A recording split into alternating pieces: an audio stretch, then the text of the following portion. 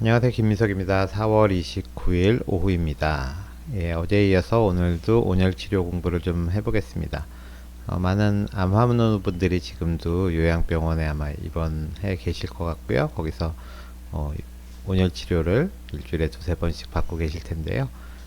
온열치료에 대한 이해를 조금 더 높이고 무엇보다 제가 좀 공부를 하기 위해서 이 세션을 만들어 봤습니다. MD 포스트에 들어가시면 이제 온열치료로 검색을 하면 강상만 칼럼이 쭉 나와 있는데요. 예, 어저께는 그 온열치료의 용어 정립과 학회를 알아봤고요. 예, 지금 최근 호가요. 1번 눌러보시면 52편까지 나와 있습니다. 온열암치료 글로벌 시장 전망, 암치료를 위한 온열요법의 근거는 충분하다. 이렇게 계속해서 어저께 이 글을 쓰신 강상만 선생님하고 이제 얘기를 해보니까 200편까지 쓰실 목표라고 하십니다. 예, 그래서 오늘은 세 번째 온열치료의 현재 위치에 대해서 한번 읽어보겠습니다.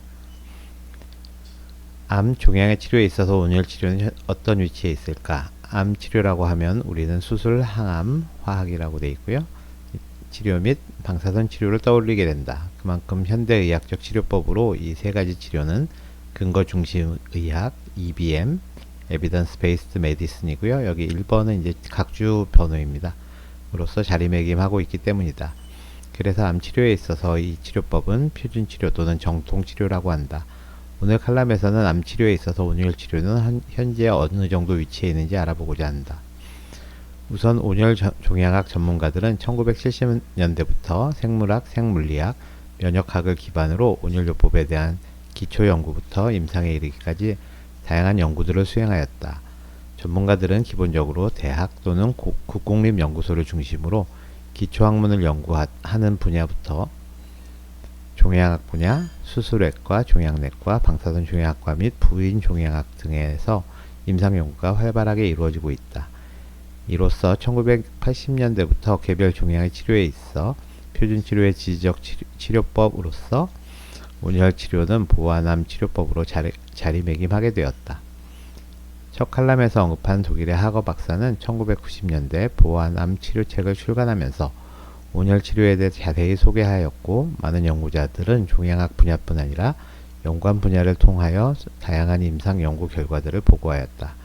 특히 독일 및 유럽, 미국, 일본의 종양 전문가들은 대학병원에서 표준치료를 수행하면서 온열요법을 병행한 결과 더 효과적임을 지속적으로 발표하면서 온열요법에 대한 학문적 업적을 집대성하며 온열요법은 이제 수술, 항암, 화학요법, 방사선요법이라는 정통치료법의 범주에 들어섰다. 물론 이는 임상에서 표준치료를 수행하는 전문가들이 황암, 화학요법, 케모테라피를 말하는 거고요. 또는 방사선치료, RT, 레디에이션 테라피를 단독요법으로 실시한 결과보다 온열요법을 동시에 병용해서 실시한 결과가 환자의 치료율 및 삶의 질이 훨씬 높아진다는 것이 다양한 임상 연구를 통하여 증명되었기 때문이다. 한국의 경우를 보면 1980년대 후반부터 1990년대까지 대학병원 방사선 종양학과를 중심으로 일본 및 미국의 장비를 시작으로 고주파 온열 치료가 태동하였고, 다수의 임상 연구 결과가 보고되었으며 현재도 적용되고 있는 온열 치료에 대한 법정 비급여를 정부로부터 인정받는 큰 성과를 거두기도 했다. 그러나 온열요법의 종양치료에 대한 열 효과성에 비해서 피부 화상, 지방괴사 등 온열요법의 목적에 부합하지 않은 부작용, 애드버스 이펙트 및 합병증, 컴플리케이션은 결국 온열치료를 임상에서 멀어지게 하는 계기가 되었다. 이는 전적으로 당시 기술적 한계로 초창기 장비가 고열을 내기 위해 설계 제조되었고, 신부 가운을 위해 인체 가장 깊숙한 장기에 43도의 열을 전달하고자 집착한 까닭이다. 반면 이탈리아를 비롯한 유럽은 지속적인 장비 업그레이드 및 기술 탑재, 그리고 기초부터 임상까지 꾸준하게 온열요법을 연구 발전시킴으로써 기초연구부터 장비 제조 및 임상까지 동반 성장하는 계기가 되어 오늘날의 학문적 업적을 이루게 되었다. 그러나 한국은 90년대 후반부터 온열치료는 임상에서 거의 잊힌 가운데 2004년부터 필자가 유럽의 온열치료법을 한국에 소개할 때 경험 있는 의사들은 과거 장비에 대해 기술 수준이 크게 향상된 점 및 온열치료 연구 결과들이 많이 쌓인 점 등은 높이 평가했지만, 온열 치료는 아무 효과가 없고 사기다 라고 새로운 기술이나 그동안 쌓인 연구 성과들에 대해 매우 부정적이었다. 지난 20년을 되돌아보면서 필자는 우리나라도 표준 치료를 수행하는 의료진들이 다시 온열 치료를 받아들이고 연구 결과들을 지속적으로 발표해 왔다면 유럽과 대등한 위치에 있지 않았을까 하는 아쉬움이 남는다. 그럼에도 불구하고 관심 있는 교수진들에 의해 연구 논문들이 보고되었고 필자는 삼성서울병원 안병원과 함께 항암화학, 방사선 및 온열치료 병행요법을 통한 전향적인 임상 이상 연구를 수행하였으며 그 결과는 연구자에 의해 유럽학회에서 발표되었고 온코타겟이라는 종양학 분야 우수 저널에 게재되는 업적을 만들어냈다. 한국은 지금 대학병원은 표준 치료만 수행하고 온열치료 및 다른 치료들은 통합암 치료라는 이름으로 대부분 요양병원에서 실시하는 게 현실이다. 대학과 요양병원이 치료계획을 공유하고 인정하면서 환자에 대한 치료 결과를 관찰하는 날이 빨리 왔으면 싶다. 종양 전문가 그룹 또는 공식적인 국제학회에서는 암치료에 있어서의 온열치료의 위치를 이미 정하고 있다. 위에서 이미 언급한 것처럼 온열치료는 학문적으로 정통치료의 범주에 있으며 다만 이에 사용되는 장비는 온열 전문 전문가 그룹이 치료 지침에서 정한 정통 온열 치료 장비 컨벤셔널 하이퍼서미아라고 칭함으로써 그 기준을 충족해야 된다. 온열 치료의 현 위치를 볼 수 있는 아래 그림 1은 세르지오 말루타 교수가 유럽 온열 종양학회 ESHO에서 발표한 자료이며 정통 온열 치료는 이미 암의 치료에 있어서 보완적인 치료법의 범주에서 충분한 근거, 전향적인 임상 연구 등을 통하여 이제 학문적으로 정통 치료법의 범주로 인정받고 있다는 내용이다. 컴플리먼터리 세라피라는 게 보완요법인데 여기 하이퍼서미아가 컨벤셔널 세라피라는 게 서저리, 레디오 세라피, 드럭, 그러니까 수술, 방사선 치료, 그 다음에 항암 치료 쪽으로 이렇게 이동하고 있다. 그런 내용이고요. 그림 2는 미국 국립보건원 산하 미국 국립암연구소 내셔널 캔서 인스티튜트 NCI라고 하죠. 이 암에 관한 공식 사이트이다. NCI 사이트는 필자가 오랫동안 정보 습득 차원에서 즐겨 방문하는 사이트 중 하나이며 세계적으로 암에 관한 전문가들이 가장 많이 포진되어 있는 공신력 있는 연구소이며 NCI에서 발간한 저널 오브 NCI는 암에 대한 포괄적인 연구를 게재하고 있어 유익하다. 필자가 눈여겨본 점은 이미 20년 전 NCI에서 온열요법을 암치료에 있어 보완 대체요법 캠이라는 게 이제 컴플리먼터리가 보완이라는 뜻이고요. 올터너티브가 대체입니다. 그래서 컴플리먼터리 앤드 올터너티브 메디슨이 보완 대체 의학으로 그렇게 번역이 되고 있고요. 범주에 놓았다는 것이다. 이는 유럽에서 보완 종양학, CO, 컴플리먼터리 온콜로지의 위치와 맥락을 같이 한다고 볼 수 있다. NCI는 매년 온열요법에 대한 유의미한 연구 결과들에 대해서 지속적으로 업데이트를 하며 NCI 저널을 통하여 그 내용들을 게재하며 이제는 온열 전문가들의 학문적 업적을 인정하고 그림 위에서 보는 바와 같이 NCI는 이제 온열 치료를 암치료 카테고리에서 표준 치료의 영역에 놓고 있다.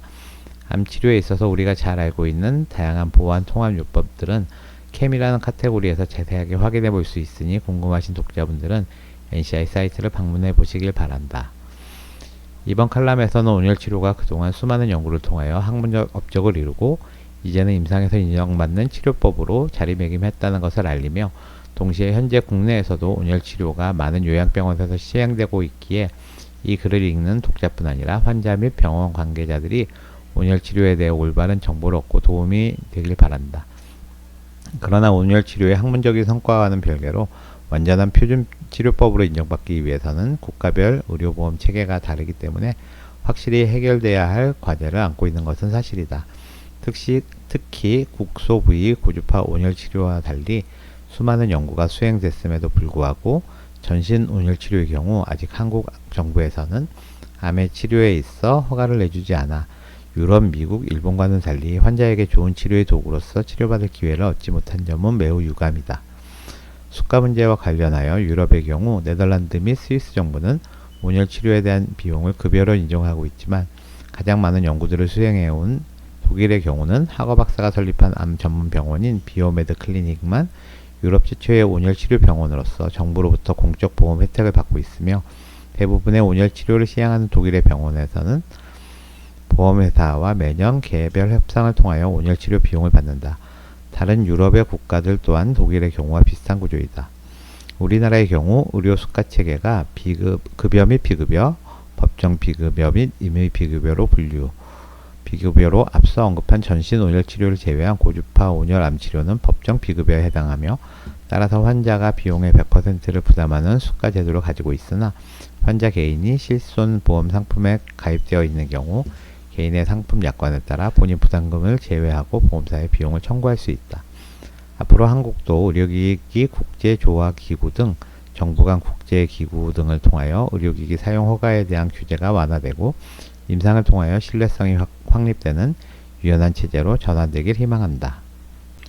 네, 그래서 오늘 강상만 칼럼은 읽어봤고요. 오늘은 그 온열 치료의 지금 현재 위상에 대한 것 같은데요. 그래서 유럽이나 미국에서는 그러니까 정통 그 암 치료의 한 파트로 어느 정도 자리를 잡았는데 우리나라 같은 경우에는 지금 요양병원에서만 거의 하고 전통 치료, 그러니까 수술이나 항암이나 방사선 할 때는 이 온열 치료를 같이 안 하고 있는, 실제로는 이제 환자분들은 하고 있는데 이제 대학병원이나 이제 큰 병원에서는 안 하고 있는 그런 현실이고, 이제 그렇게 된 이유가 1980년대 말에서 이제 90년대에는 이제 처음엔 대학병원 위주로 이 온열 치료가 들어왔고, 그래가지고 그때 이제 방사선 치료과에 이제 들어왔던 것 같아요. 방사선 종양학과에. 그때 이제 같이 치료를 해가지고 어느 정도 성과도 나고 논문도 나와서 이제 법정 비급여까지 지위를 받았다는 거죠. 그래서 그렇기 때문에 지금 이제 그 실손에서 이제 한 번 받을 때 30만 원에서 50만 원까지 병원마다 좀 차이가 나지만 이렇게 돈을 주는 게 이게 이제 비급여 수가가 잡혀 있는 거거든요.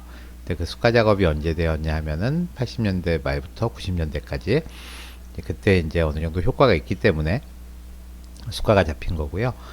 급여, 비급여, 뭐 그다음에 의료 행위로 인정을 아직 못 받는 거, 이렇게 세 가지로 나눴을 때 이제 급여나 비급여나 의료 행위라는 거는 다 어느 정도 효과가 인정된 거를 말하는 겁니다. 근데 이제 급여로 이렇게 하는 거는 이제 효과도 있으면서 경제성이 이제 같이 있을 때, 그럴 때는 이제 급여로 해주는 거고요. 이제 비급여인 거는 이제 효과가 있는 건 알겠는데 아직 그 경제적인 타당성이 좀 떨어질 때 자기 돈으로 이제 하라는 거고요. 이제 자기 돈 그거를 커버해 주는 게 이제 실손이라서 이제 실손보험에서 해주는 거고, 아직 그 효과가 증명이 안 되면 이제 의료 행위가 아니기 때문에 급여도 아니고 비급여도 아닙니다.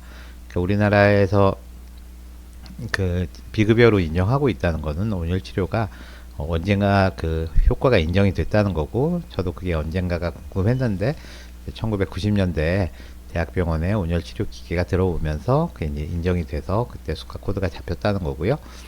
그 다음에 이게 대학병원에서 지금 없어졌잖아요. 그 이유는 초창기 기구가 워낙 좀 부작용이 많았던 그런 기구라서, 또 그 당시만 해도 43도까지 몸 안쪽으로 이렇게 올리려다 보니까 이제 피부에 이제 화상이 생기거나 이게 이제 지방에 가서 열이 많이 쌓이면 지방괴사 같은 게 생길 수 있거든요. 부작용이 많다 보니까 그때 이제 퇴출이 됐던 거고요. 그 이후에 이제 20년 동안 유럽에서는 이 장비를 많이 업그레이드하고 또 온열 치료의 개념도 좀 바뀌어서 굳이 43도까지 올리지 않고도 치료할 수 있는 여러 가지가 이제 개발이 됐는데, 한국에서 이제 대학병원에서 쓰지 않으니까 그런 걸 잘 모르다가 이제 2000년대에 들어서 유럽에서 이제 장비만 이제 소개를 해갖고 오니까 그게 이제 주로 요양병원에서 그 예전에 잡혔던 그 코드로 이제 쓰고 있는데, 이게 제대로 지금 표준화된 장비인지 또 제대로 치료를 하고 있는 건지, 뭐 무엇보다 원래는 정통 치료하고 같이 하는 그런 보완적인 그런 어주번트 세라피로 써야 되는데 과연 그렇게 되고 있는지 이런 게 좀 의심스러워서 지금 이런 칼럼을 쓰시게 됐고, 앞으로 이제 그런 거에 대해서 고찰하겠다는 거고요. 이번에 이 칼럼을 읽다 보니까 NCI 사이트를 자주 가신다 그래서 한번 NCI 사이트를 이제 들어가 봤습니다. 여기가 이제 NCI 사이트 내셔널 캔서 인스티튜트고요. 여기 보시면은 타입 오브 캔서 트리트먼트라 그래서 암을 치료하는 여러 가지 방법, 모두 9가지가 이제 소개가 되어 있거든요. 이게 이제 항암 치료, 케모테라피, 그다음에 호르몬 치료, 그다음에 하이퍼더미아가 이제 세 번째로 소개가 되어 있고요. 이뮤노테라피라는 게 그 요즘에 각광받는 면역 치료고요. 포토 다이내믹 테라피라는 거는 광역학 치료, 레디에이션 테라피 방사선 치료, 블러드 스템셀 트랜스플란트가 혈액 줄기 세포를 이제 이식해 주는 거, 우리 조혈모 세포 이식하는 거죠. 캔서 서저리가 수술이고요. 타겟티가 테라피가 지금 표적 치료입니다. 그래서 이 9가지가 지금 정통 치료로 그렇게 되어 있고요. 여기 보시면 캔서 트리트먼트의 타입 오브 캔서 트리트먼트 9가지, 여기에 보면 여기 하이퍼더미아가 이렇게 들어있다는 걸 알 수가 있고요. 그 밑에 보시면 Complementary and Alternative Medicine CAM이라고 되어 있죠. CAM을 눌러보시면은 이게 이제 보완 대체요법입니다. 그래서 보완 대체요법이 이렇게 많이 들어 있습니다. 굉장히 많죠. 그래서 예전에는 이 CAM에 들어와서 보완 대체요법의 하나로 그 아까 말했더니 하이퍼더미아 이게 들어 있었는데 이쪽에서 이쪽으로 이동했다는 거죠. 여기 있는 이런 것들은 어느 정도 정통 치료로 지금 인정받고 행해지고 있다. NCI에서 지금 현재 위치를 알 수가 있고요. 하이퍼더미아를 눌러 보시면은 뭐 이런 것들에 대한 그 답이 나와 있습니다. 그래서 첫 번째가 무엇이 하이퍼더미아냐, 그 다음에 하이퍼더미아 고열 치료로 치료하는 암들은 뭐가 있는지, 그 다음에 어떻게 치료를 하는 건지, 어떻게 주는 건지, 그 다음에 어떤 방법이 있는지, 그 다음에 장점은 뭐고 단점은 뭐고, 또 사이드 이펙트 부작용은 뭐고, 그 다음에 어디에 가면 받을 수 있는지, 뭐 연구는 뭔지, 이렇게 해서 이제 한 페이지 정도로 요약이 돼 있어서요. 이건 다음번에 시간이 될 때 한번 공부를 어느 정도 하고 찾아보도록 하겠습니다. 네, 그래서 오늘은 그 하이퍼더미아 고열 치료, 온열 치료의 위상에 대해서 말씀드렸고, 한국에서는 거의 지금 사기 뭐 또는 전혀 치료도 안 되는데 환자한테 실손보험만 많이 축내고 있는 거, 뭐 이런 식으로 이제 오해를 받고 있는 것 같은데요. 근데 지금 유럽이나 NCI에서는 일단 정통 치료의 하나로 이렇게 인정을 받고 있는 것을 이제 NCI 홈페이지에서 확인을 할 수 있었고요. 제가 NCI 홈페이지를 읽어보니까 그 항암이나 방사선 치료를 할 때 보조적인 수단으로 쓰는 정통요법, 그러니까 이제 어주번트 세라피라고 하거든요. 보완적으로 이제 병행요법으로 이제 써야지 효과가 있는 것처럼 되어 있어요. 근데 한국에서는 아무래도 이 요양병원하고 지금 대학병원하고 서로 소통이 잘 안 돼가지고 중간에서 이 환우분들이 많이 고통을 받고 있고, 또 이거를 치료하고 계시는 많은 요양병원에서 종사하시는 의사 선생님들도 정신적으로 좀 고통을 받고 있는 것 같아요. 그래서 아무튼 서로 이제 소통을 하면서 우리나라도 표준 장비를 이용한 그런 프로토콜이 개발이 됐으면 좋겠다는 게 강상만 대표님의 바람이기도 하고, 저도 그런 바람이 있습니다. 그래서 이런 유튜브를 시작을 한 거고요. 앞으로 차차 공부를 하면서 서로 간에 이런 오해나 이런 것들이 조금씩 줄어들었으면 좋겠습니다. 그러면 저는 내일 뵙겠습니다. 감사합니다.